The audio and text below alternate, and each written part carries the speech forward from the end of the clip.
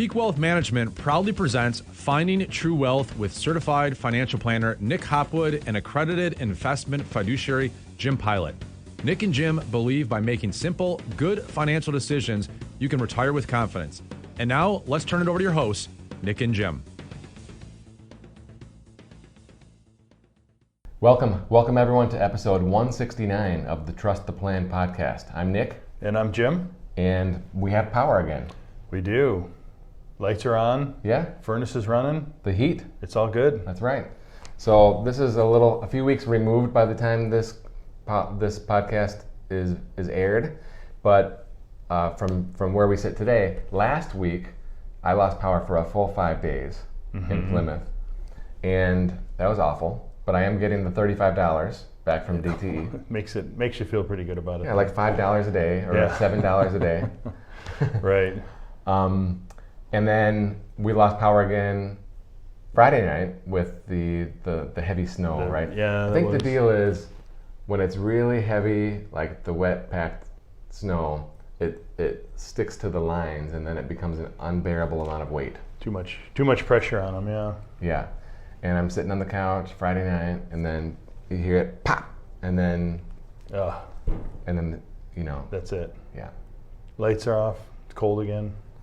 Yeah, and my wife is like, hey, you know what if we lose power again tonight? Maybe we should really crank the heat this afternoon. I'm like, okay. So we did, and so we slept fine. You got a couple extra degrees then, yeah? Right.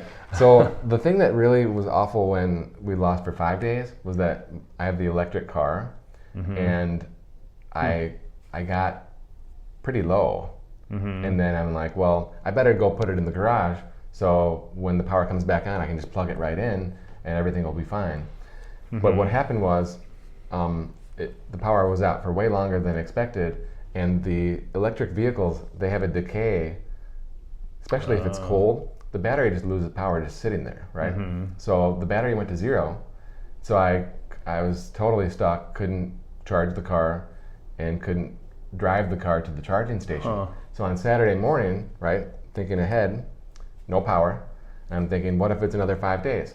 So I had to drive to Meyer and sit in the parking lot for an hour, charging it on the supercharger, right, to kind of give myself a cushion. Yeah. Right. Top it off. Yeah. So you don't think about this kind of stuff when you're, cashing that $8,000 electric vehicle tax credit. The tax credit, right? But anyway, we still have a gasoline car, so we have one of each. Yeah, that's probably a good way to do it. I have a theory on that, really, we're never going to get to 100% electric vehicles unless charging and infrastructure gets 100 times better. Because of what I just said, you always need to have one car on gas, the way we're set up now. Yeah, I would agree. I would think people, and even the barrier of charging is going to have to be quicker too, right? Because people aren't going to want to sit there for an hour every time they need to top off. Yeah, it was a nice way to spend my Saturday morning. Yeah. Do some reading. So today we're talking about IRMAA, not Max and IRMAA. Okay. I did really love going to Max and IRMAA's when I was in college and getting the buffalo chicken sandwich. Okay. It's memory lane there, yeah. I don't see too many Max and IRMAA's anymore. I know, it's sad. Yeah. I always liked them. Yeah, they were good. So anyway, IRMAA, IRMAA. I don't even know what that stands for, but what it means is if you make too much money when you're on Medicare, your Medicare premiums can go up. So it's kind of like an income tax in retirement. Most people are not affected. Okay, so you should, you can just turn it off now. But look, if you're an individual making over $91,000 after age 65, you're gonna pay more in your Medicare premiums. If you are married filing jointly and you make over 182, you're gonna pay more. And there are different levels, okay, but if you make under the threshold, your annual Medicare premium this year is $2,041. But if you make a ton this year, it would be over $7,800. So you can go from $2,000 for the year to almost $8,000 for the year. So it's like a pretty big quadrupling. difference, yeah. It's almost quadrupling. It is. So it's a tax. Definitely. Yeah, and especially heading, if you're heading into that retirement stage, the last thing you're looking for is additional tax, additional expenses. We're trying to get them down as low as we can, and that's not, if you're not aware of it, it can be a bad shock. A shock indeed. And so the best planning advice is to start thinking about this when you turn 60, right? A few years in advance, because what happens is they look back 2 years. Okay, so a lot of people that are turning 65, going on Medicare, they get jacked because the IRS or whatever department does this, they're looking backwards when you're 63, when you're still working, in a sense. Right. And then you could get stuck with this IRMAA hit. Yeah. And then have to fight your way through. Yeah, but that's a good point, right? Is knowing and being aware that you can fight. Not that, Good luck, though. Okay. Right. I mean, yeah, it is possible if you find yourself in that situation where you retire down to a low income where you previously had a high income. That might be the thing to do, though, is take it up with the government and let them know the situation and see if you can get that exclusion. Yeah. So one of the things that is a really important factor when we're talking about the IRMAA tax is the Roth conversion conversations that we have all the time.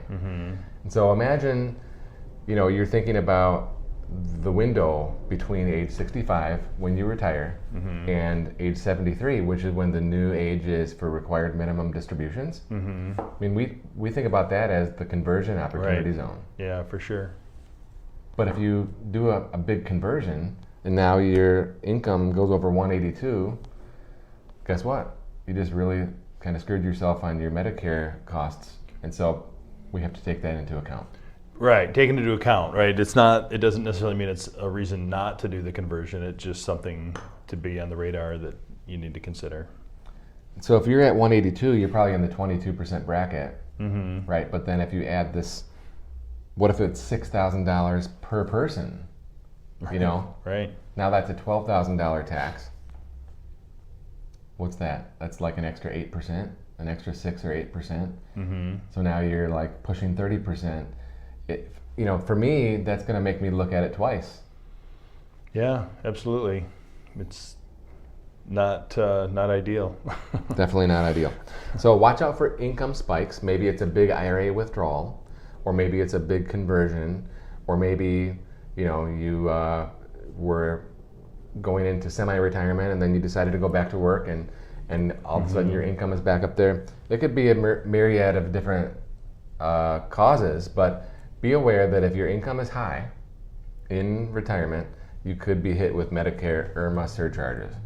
So we're happy to review the situation with you and make sure that your income is not, all in the wrong place at the wrong time. So if you want a second opinion on your financial plan and retirement as it relates to Medicare and your IRMAA premiums, go to peakwm.com and you can schedule right online. You've been listening to Certified Financial Planner Nick Hopwood and accredited investment fiduciary Jim Pilat on the Finding True Wealth podcast, sponsored by Peak Wealth Management.